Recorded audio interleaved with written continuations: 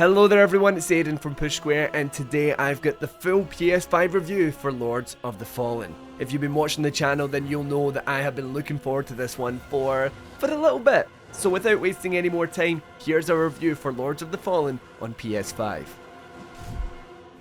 Imitating the infamous Souls-like formula is no small feat, and Lords of the Fallen knows it. You can't just copy and paste a Dark Souls and call it a day anymore, which is forcing developers to find new ways to innovate the genre. Already this year we've had the mechanically tinged take in the form of Lies of P, but Lords of the Fallen takes it one step further by delivering a distinct mechanic that completely changes how you play the game. But is it enough to proudly stand as part of the Souls-like pantheon?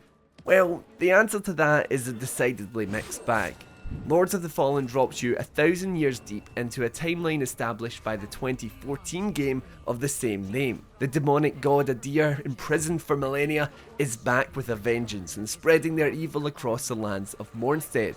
It's up to you, a dark crusader and lamp bearer, to defeat Adir and end their malicious rule of tyranny. True to the genre, Lords of the Fallen takes a laid-back approach to its storytelling and for the most part lets the world do the talking. From frosty peaks to swampy bogs, you'll soak up each and every detail of its world, and it's a brilliant feeling as you piece it all together. Now, if you've ever played a Souls-like before, then you mostly know what to expect by this point. Crunchy combat, difficult enemies, shortcuts to unlock, and vestiges, which are your bonfires, to activate. Earning Vigour, the game's currency, you'll steadily upgrade your character's stats and weapons, which you'll come to use when you face off against one of the game's bosses. This part of the game, when looked at in isolation, is good but not incredible. Combat never feels quite as finely tuned as something like Elden Ring. Enemy variety leaves much to be desired, and the space between vestiges can seem unfairly far apart. Even the boss encounters, while fun, don't really evoke that sense of awe that you can find elsewhere in the genre. Thankfully, this is where the dual world mechanic comes in, elevating the entire experience above being just another Souls copycat. In Lords of the Fallen there are two concurrently existing worlds, Axiom, the world of the living, and Umbral, the world of the dead. With the help of your Umbral lamp, you are able to peer into this other world, or even transport yourself there entirely. On initial impression, this mechanic may seem a little gimmicky, but spend a bit more time with it and you'll realise that Axiom and Umbral are woven into the game's DNA. At its most basic level, Umbral unlocks new pathways for you to progress through the world, with ladders, bridges and open doorways that aren't present in Axiom. However, this mechanic also effectively gives you a second life, as whenever you die in Axiom, you'll be sent to Umbral with one more chance to carry on. The thing is, Umbral can be more of a curse than a blessing. You will receive a Vigour multiplier, but creatures of the dead will now be on your tail, on top of the regular enemies that roam Axiom. The longer you're in there, the more hostile and overwhelming enemies become, before eventually your healing items are locked off and you're being pursued by near unstoppable creatures. Partner this up with the vestiges, which are few and far between, and taking a trip to Umbral becomes seriously risky. Certain points allow you to transport back to Axiom and you can plant temporary vestige seeds, but they need to be clear of enemies, which often left us sprinting through packed corridors with thousands of Vigour on the line, praying for a way out. Moments like these had us gripping our dual sense like our life depended on it. It's utterly thrilling. Once you become accustomed to the risks, switching between Axiom and Umbral becomes a proverbial game of cat and mouse. You can access Umbral walkways by simply peering through the lamp, but you're exposed.